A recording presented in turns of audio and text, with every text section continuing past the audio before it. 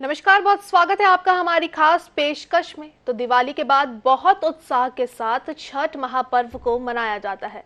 इस दौरान घाट पर बेहद खास रौनक देखने को मिलती है। छठी मैया को समर्पित महापर्व 4 दिनों तक मनाया जाता है। धार्मिक मान्यता है कि इस व्रत को सच्चे मन से करने से घर में सुख और समृद्धि का आगमन होता है।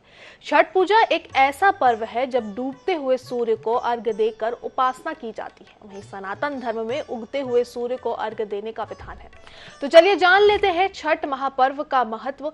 छठ पर्व के तीसरे दिन शाम के समय डूबते हुए सूर्य देव को अर्घ्य दिया जाता है, जिसकी वजह से इसे संध्या अर्घ्य भी कहा जाता है। क्या है संध्या अर्घ्य का महत्व, इस सब के बारे में जानेंगे और हमारे साथ इस वक्त मौजूद हैं ज्योतिषाचार्य पंडित प्रिया शरण त्रिपाठी जी। पंडित जी, आपका बहुत बहुत स्वागत है। जी धन्यवाद। तो चलिए अब इस कार्यक्रम की शुरुआत कर लेते हैं।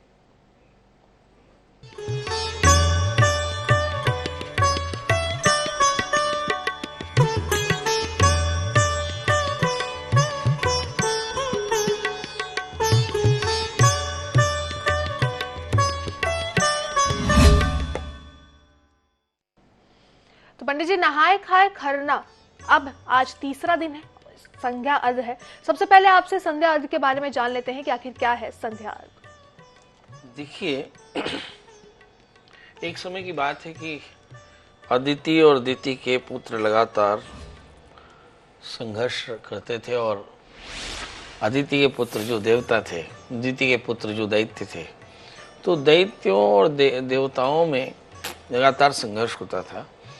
एक बार देवता दैत्यों से हार गए तो अदिति ने देवारण्य में छठी मैया की पूजा की, रणबे मैया कहते हैं, और आशीर्वाद मांगा, जिसके प्रभाव से आदित्य उन्हें प्राप्त हुए। त्रिदेवों में प्रख्यात, जिन्होंने देवताओं को दैत्यों से विजय दिलाई। तब से ये पर्व चला। कुछ लोग कहते हैं कि सीतामन पत्थर में, मुंगेर में, सीताचरण के मंदिर में सबसे पहले सीता ने इस व्रत को किया। कुछ लोग कहते हैं कि द्रौपदी ने पांडवों को पुराना राजपाट वापस दिलाने के लिए भगवान कृष्ण के उपदेश से इस व्रत को किया। तो वैदिक काल से ये व्रत चला आ रहा है, जिसमें कार्तिक महीने के शुक्ल पक्ष चतुर्थी को नहाए खाए, फिर पंचमी को खरना, और फिर छठ को संध्या अर्घ, और सप्तमी को अर्घ दिया जाता है। ये 4 दिन तक चलने वाला जो पर्व है, इसे छठ पूजा कहते हैं। छठ पूजा की खासियत यह है कि देवारण्य में अदिति ने रणबे मैया जिनकी पूजा की, असल में सूर्य की बहन है। सूर्य की 2 किरणें, उषा और प्रत्युषा। उषा माने उगते हुए सूर्य की किरण और प्रत्युषा माने डूबते हुए सूर्य की किरण। इन दोनों की पूजा की जाती है। इस व्रत का प्रारंभ उगते हुए सूरज यानी उषा को अर्घ्य देने से शुरू होता है और तीसरे दिन हम संध्या अर्घ्य यानी प्रत्युषा की पूजा करते हैं। ये जो तीसरे दिन का जो पर्व है, इसमें संध्या अर्घ्य के नाम से माना जाता है और इसमें सब लोग मिल करके पूजा की तैयारी करते हैं। इसमें छठ पूजा के लिए विशेषकर ठेकुआ बनाया जाता है।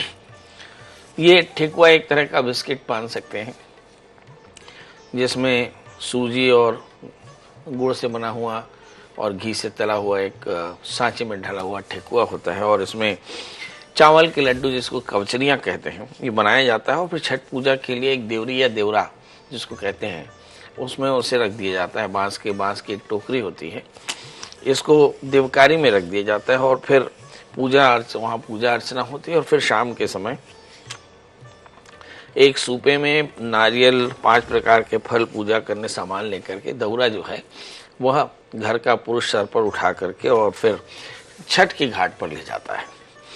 और चूंकि यह पवित्र न हो, इसलिए इसे सर पर रखते हैं और महिलाएं मंगल गीत गाते हुए और फिर तालाब या नदी की तरफ जाती हैं। जी बिल्कुल पंडित जी, अब आपसे महत्व के बारे में भी जान लेते हैं कि आखिर संध्या अर्घ का महत्व क्या है और कितना। देखिए, संध्या अर्घ का महत्व है कि डूबते हुए सूरज की पूजा है ये, और इसमें सूर्य की पूजा से महिलाएं अपने परिवार के कल्याण की कामना करती हैं। यदि मैंने जितना छठ पर्व को पढ़ा है तो मुझे ऐसा लगता है छठ पर्व जो है असल में सभी प्रकार की सत्ता को प्राप्त करने का पर्व है। एक परिवार या एक पुरुष या एक स्त्री कैसे अपने परिवार को सत्ता संपन्न कर सकती है, क्योंकि इस पर्व को सीता ने किया, द्रौपदी ने किया और अदिति ने किया। ये तीनों ही व्रत सत्ता की प्राप्ति के थे। पर इसका मतलब ये नहीं कि इसमें दूसरी प्राप्तियां नहीं हैं। इसमें सब प्रकार की समृद्धि का राज छुपा हुआ है। दरिद्र लभते वित्तम बद्धो मुच्यते बंधनात् भीतो भयात् प्रमुच्यते सत्यमेव न संशयः। ये सब प्रकार की सत्ता को प्राप्त करने वाला है, इसलिए इसकी महत्ता अद्भुत है। इसमें ये एकांगी व्रत नहीं है, वैदिक काल से चला आ रहा व्रत है, जिसमें नहाए खाए होता है, जिसमें हम स्त्रियां जो हैं वो तैयार होती हैं, प्रिपरेशन करती हैं। चतुर्थी के दिन सूर्य को अर्घ दे करके फिर नित्यचर्या में नदी का स्नान करती हैं, गंगा का जल ला करके, और घर में आकर के वो खीर तैयार करती हैं। एकांत में संध्या काल में सूर्यास्त के बाद उस खीर को खाती हैं। फिर आगे यही खीर पूड़ी सबको बांटी जाती है। फिर दूसरा दिन आता है खरना। खरना भी तैयार किया जाता है और खरना फिर ले करके और फिर संकल्प किया जाता है 36 घंटों का व्रत। और ये जो तीसरा दिन है इसे संध्या अर्घ कहते हैं, जिसमें स्त्रियां जो हैं संध्या काल में डूबते हुए सूरज की यानी प्रत्यूषा किरणों की पूजा करती हैं और अपने परिवार के कल्याण की कामना करती हैं। जी बिल्कुल पंडित जी, अब आपसे ये भी जान लेते हैं कि संध्या की पूजा कितने बजे आखिर करनी चाहिए, क्योंकि आपने कहा कि जैसा कि आपने बताया है कि डूबते हुए सूरज की पूजा की जाती है, डूबते हुए सूरज को अर्घ्य दिया जाता है, तो कितने बजे एक निर्धारित समय को? मुझे ऐसा लगता है कि कोई 5:40 या 5:38, 5:42 देशांतर से सूर्यास्त का कोई समय नियत है। तो अलग अलग जगहों पर जो सूर्यास्त होगा लगभग 5:38, 5:40 या 5:45 के आसपास में इस समय जाकर के महिलाएं सूर्य को अर्घ देती हैं और फिर आकर के सूर्य को अर्घ दे करके सूर्य की पूजा करके, और इसमें जो सामान रहता है जिसको हम चबूतरे में, घाट का जो चबूतरा होता है उसको उसमें रख करके और फिर मिट्टी निकाल करके नदी से, और छठ माता का जो चौरा बना होता है उस पर पूजा का सामान रखते हैं, दिया जलाते हैं और फिर सूर्यास्त के कुछ समय पहले घुटने भर पानी में खड़े होकर के सूर्यदेव को अर्घ देते हैं। फिर पार परिक्रमा करते हैं और फिर जो परवैतिन हैं यानी जो व्रती हैं महिलाएं हैं, ये खास करके ठेकुआ जो है वो जरूर बनाती हैं। ये खास प्रकार के आटे के लुगदी से बनाया हुआ एक तरह का बिस्किट का फॉर्म है। बिस्किट को हम बेक करते हैं और ये जो सूजी से बना हुआ ठेकुआ है इसको हम फ्राई करते हैं। तो ये घी से बना हुआ रहता है ठेकुआ। ये चढ़ाते हैं, कवचनियाँ लड्डू के, चावल के आटे का लड्डू बनाते हैं और फिर खेतों में उपजे हुए जितने भी फल फूल हैं या ऋतु फल हैं वो सारा चढ़ा करके, और इसमें जैसे फल, मसाले, अन्ना आदि, गन्ना और नारियल, नींबू, केले इत्यादि चढ़ा करके, और फिर इसमें जो भी अक्षत चढ़ाया जाता है या जो भी फल चढ़ाए जाते हैं ये पूरे होते हैं, अक्षत होते हैं, माने टूटे हुए नहीं होते। और फिर दीप जलाने के लिए नई बत्तियां, ये सारा कुछ इकट्ठा करके और घाट पर दीप जलाते हैं, और साथ में कुसही, केराव के दाने जिसको बोलते हैं, और वो जो टोकरे में लाए जाते हैं उस पर संध्या अर्घ में संध्या को अर्पित करके, अर्घ अर्पित करके और फिर सूर्य की पूजा करके, और फिर यहीं पर टोकरे में वो सारी चीज़ें सुरक्षित छोड़ जाते हैं चौथे दिन सूर्य उगते सूर्य को अर्घ देने के लिए। बहुत सारे लोग घाट पर ही ठहरते हैं, मगर कुछ लोग घर जाते हैं और फिर अगले दिन फिर से आकर के और फिर पूजा शुरू होती है। बिल्कुल पंडित जी, आपसे ये भी जान लेते हैं कि अर्घ्य आखिर कैसे दिया जाता है, अर्घ्य देने की क्या कुछ विधि है? देखिए, हमारे यहाँ सूर्य को अर्घ दिया जाता है और चंद्रमा को अर्घ दिया जाता है। वैसे सभी देवताओं को अर्घ, पाद्य, आचमनी दिया जाता है। यहाँ पर हम सिर्फ अर्घ को पढ़ते हैं, मगर सूर्य की पूजा में सूर्य पूजन में पहली जो क्रिया है वो सूर्य को अर्घ देना होता है। तो सूर्य को देख करके हम आधे पानी में डूब करके जल देते हैं और इस जल में थोड़ा सा चंदन, थोड़ा सा कुमकुम, फूल, दूबी, तुलसी इत्यादि सब मिला करके सूर्य को अर्घ देते हैं और फिर 5 परिक्रमा चारों तरफ की कर लेते हैं। इसे सूर्य को अर्घ देना, फिर सूर्य की पूजा करते हैं, मतलब 16 उपचार से सूर्य की पूजा करके और जो हम प्रसाद लाए रहते हैं वो सारे चढ़ाते हैं। इसे एक पूरी सूर्य की पूजा मानना चाहिए। सूर्य की पूजा 2 तरह से, सुबह उठते हुए सूर्य की पूजा, सूर्योदय में उषा को अर्घ दे करके और फिर शाम को तीसरे दिन संध्या अर्घ, प्रत्युषा की पूजा करके और फिर संध्या अर्घ दी जाती है। तो ये एक तरह से सूर्य की पूजा है, जिससे माना जाता है कि सूर्य से आपको सत्ता मिलती है, सूर्य से प्रभाव मिलता है, सूर्य से आपको ऑरा मिलता है, सूर्य से प्रकाश मिलता है, तो ज्ञान का प्रकाश होता है, आरोग्यता हासिल होती है, सब प्रकार की समृद्धि हासिल होती है। जी बिल्कुल पंडित जी, तो ये तो हुआ कि अर्घ कैसे दिया जाता है। अब भोग की बात कर लेते हैं कि संध्या अर्घ का भोग आखिर क्या क्या होता है, कौन कौन से फल इनमें उपयोग किए जाते हैं, इसके साथ साथ और क्या क्या चीज़ें इनमें उपयोग की जाती हैं। देखिए, जैसे मैंने कहा कि इसमें सबसे महत्वपूर्ण होता है ठेकुआ। बहुत सारे दर्शक ठेकुआ जानते भी होंगे, शायद ना भी जानते हों। ठेकुआ माने ठोकर बनाई गई डिश होती है। इसमें सूजी के या आटे को गुड़ के साथ मिक्स करके और सुंदर इलायची और सारी चीज़ें डाल करके और इसको कड़ा आटा बनाया जाता है और फिर आटा बना करके उसको सांचे में डाल करके और एक खास तरह का बिस्किट के फॉर्म में ठेकुआ बनाया जाता है, ठोक करके, जो कि सांचे में ठोका जाता है, इसलिए इसका नाम ठेकुआ रहता है। और फिर चावल के आटे के लड्डू बनाई जाती है, जिसे कवचनियाँ कहते हैं। अब इसमें कंदमूल फल यानी कांदा जो होता है हमारे यहाँ पे, और फिर गन्ना है, आंवला है और जितने ऋतु फल हैं जो आपके खेतों में पाए जाते हैं, वो सारे इकट्ठे करके और फूल जो है सारे इकट्ठे करके और भगवान सूर्य को चढ़ाए जाते हैं, इस कामना से कि परमात्मा हमारे परिवार को सुखी रखना। जी बिल्कुल पंडित जी, तो ये तो हुआ संध्या अर्घ के भोग के बारे में। अब आपसे ये भी जान लेते हैं कि क्या क्या चीजें वर्जित रहती हैं इस दिन। देखिए, सूर्य की चाहे पूजा हो चाहे चंद्रमा की पूजा हो, हमारे यहाँ व्रत के कुछ पक्के नियम हैं। एक भूजी भूमिशाई भूत्वा ब्रह्म पर शुचि, जो परवैतीन होती हैं, जो व्रती होती हैं महिलाएं वो मंगल गीत गाती हैं, सूर्य को अर्घ देती हैं और सभी प्रकार के राग द्वेष से मुक्त होकर के ब्रह्मचर्य का पालन करते हुए, एक आहार एक आसना करते हुए और कठोर व्रत का पालन करती है। खासकर अन्न जल का एक बूंद भी नहीं लेती हैं।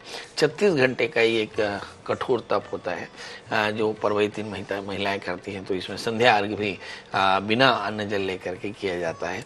ब्रह्मचर्य का पालन करते हैं, भूमि में शयन करते हैं। तो इस तरह एक कठोर व्रत है जिसका पालन करते हुए परवैतीन महिलाएं जो है वो सूर्य को अर्घ देती है। बिल्कुल पंडित जी, संध्या अर्घ के बाद जब घाट से कई लोग ऐसे हैं जो घाट पर ही कोसी भी एक विधि है जहाँ गन्ने के ऐसा बनाकर किया जाता है, उसके बारे में भी आपसे जान लेते हैं। कई लोग वहीं घाट पर करते हैं, कई अपने निवास स्थान पर आके कोसी लगाते हैं। हाँ, ये जो कोठी है वो घाट पर इंतजार करते हैं कि सुबह उठ करके सूर्योदय में वो भगवान को अर्घ देंगे। तो जो मैंने कहा कि जो संध्या अर्घ में जो नियम होते हैं कि भाई संध्या अर्घ में हमने जो पूजा प्रसाद का सामान रखा, कंदमूल, फल, सब्जी, अन्न आदि जो होते हैं, जैसे गन्ना है, ओल है, हल्दी है, नारियल है, नींबू है, केले हैं, ये सारे इकट्ठे करके और फिर दीपक के लिए बाती, घी इत्यादि सब इकट्ठा करके और जो अनाज होता है, कुसही का जो दाना होता है, वो सब इकट्ठा करके ये संध्या के दिन संध्या में नहीं अर्पित की जाती है, अगले दिन अर्पित की जाती है। इसे कोठी कहते हैं। ये सारा का सारा या तो चबूतरा में रखते हैं या फिर अपने देवकारी में रख करके कोठी लगाते हैं और फिर सुबह इसी देवकारी से सारी सामग्री ले जा करके नदी के पास जाते हैं, नदी में जा करके सूर्य को अर्घ देते हैं। इसे उषा अर्घ कहते हैं। उषा अर्घ यानी उषा की पूजा होती है, प्रातः काल का अर्थ होता है। ये चौथे दिन होता है। तो ये चौथे दिन होता है। पंडित जी, आपसे ये भी जान लेते हैं कि अर्घ देने के लिए वैसे तो पीतल, कई सारे जो लोग हैं, कई सारी जो महिलाएं हैं, पीतल के सूप ही जो बोलते हैं उसका इस्तेमाल करते हैं, लेकिन बांस का जो सूप है उसका एक अलग ही महत्व है। देखिए, ये जो पूजा है, ये पूजा 2024 की पूजा नहीं है। ऐसा सोचिए कि ये पूजा जो है सीता जी ने शुरू की और शायद सीता जी के पूजा की शुरुआत से भी पहले ही पूजा चली आ रही है। तो इसमें केवल बांस नहीं, ठेकुआ होता है, कवचनियाँ होता है, खरना होता है। ये सब ट्रेडिशनल तरीके से मिट्टी और चूल्हे में पका हुआ बांस के सूपे में रख करके और ये सब चीज़ें की जाती हैं, क्योंकि ये प्रकृति की पूजा है और इसमें सारा जो ध्यान है वो प्रकृति से प्रकृति की पूजा होती है। इसलिए इसमें बांस का इस्तेमाल होता है, क्योंकि पहले जो आर्य समय जो वैदिक काल था वहाँ पर बर्तनों की जगह पर बांस के बर्तन जो थे उन्हें बड़ा पवित्र माना जाता था। इसलिए बांस और मिट्टी से बने हुए द्रव्यों से ही इसकी पूजा होती है। तो बांस और मिट्टी से बने द्रव्यों से ही इसकी पूजा की जाती है। खाने पीने की अगर हम बात करें तो घर में इस दौरान किस प्रकार के भोजन बनाने चाहिए, क्योंकि कई सारी चीजें वर्जित भी होती हैं?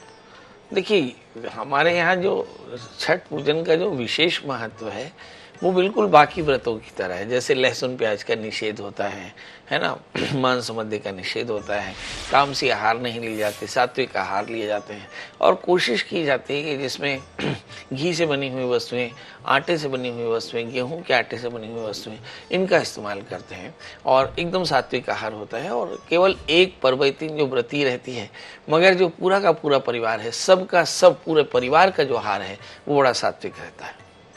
पूरा सात्विक रहता है।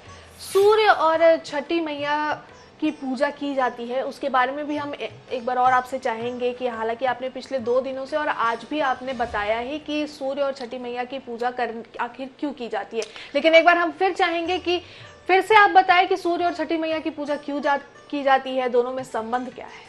देखिए, अदिति ने रणबे मैया यानी छठी मैया की पूजा की। ये खुद अदिति की कन्या है और ये सूर्य की बहन है।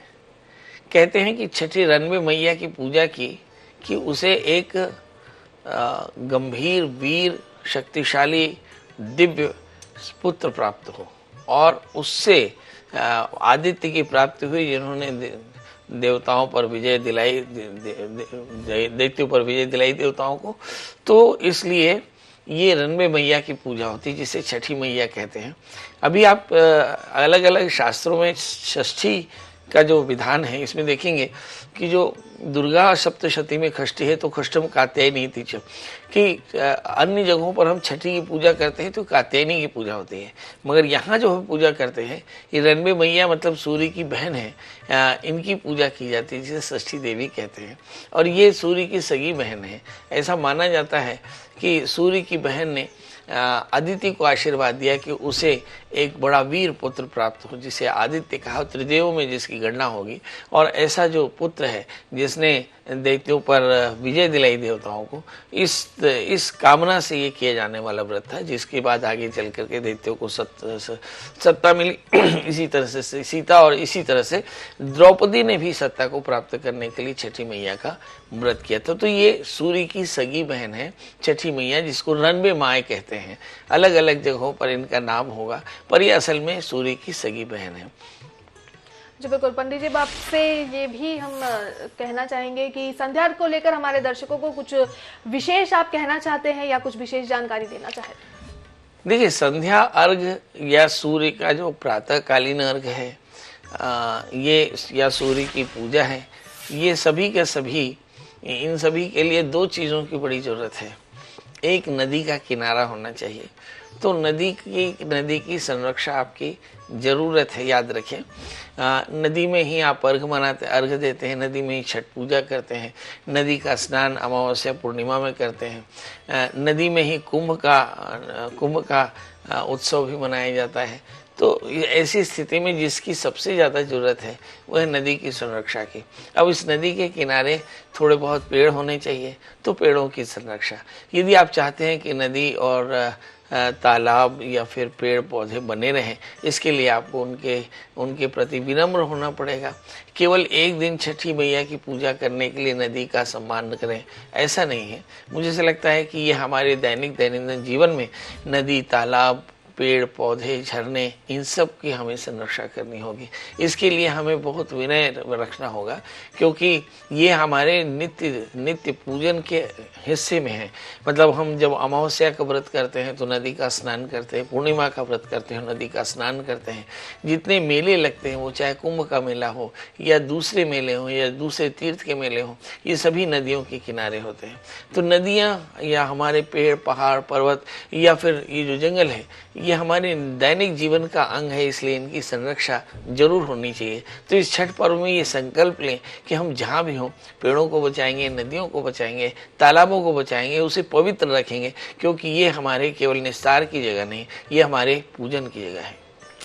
बिल्कुल पंडित जी, बात तो बिल्कुल आपने सही कही कि पर्यावरण का संरक्षण करना इन दिनों काफ़ी ही ज़्यादा ज़रूरी हो चुका है। तो छठ महापर्व का आज तीसरा दिन है। नहाए खाए से इस पर्व की शुरुआत हुई, उसके बाद दूसरा दिन खरना था और आज तीसरा दिन संध्या अर्घ्य। तीनों दिन लगातार हमने एक एक करके आपको उन दिनों के बारे में बताया कि महत्व क्या है, किस तरीके से आपको पूजन करना चाहिए, भोग प्रसाद में क्या कुछ उपयोग करना चाहिए, पूरे विधि विधान पंडित जी ने हमारे साथ साझा की। संध्या अर्घ्य की अगर बात करें तो एक बार आपको फिर से बता दें कि आज संध्या अर्घ्य है, डूबते हुए सूरज की आज पूजा की जाएगी। उसके बाद कल यानी कि छठ पूजा के आखिरी दिन उगते हुए सूरज की पूजा करते हुए इस छठ महापर्व का समापन हो जाएगा। तो इन तमाम जानकारी के लिए पंडित जी आपका बहुत बहुत शुक्रिया। जी धन्यवाद। तो इसी के साथ हमारी खास पेशकश में आज के लिए बस इतना ही। कल फिर से आपसे मुलाकात होगी इसी वक्त पर एक नए विषय के साथ। तब तक के लिए मुझे दीजिए इजाजत। नमस्कार।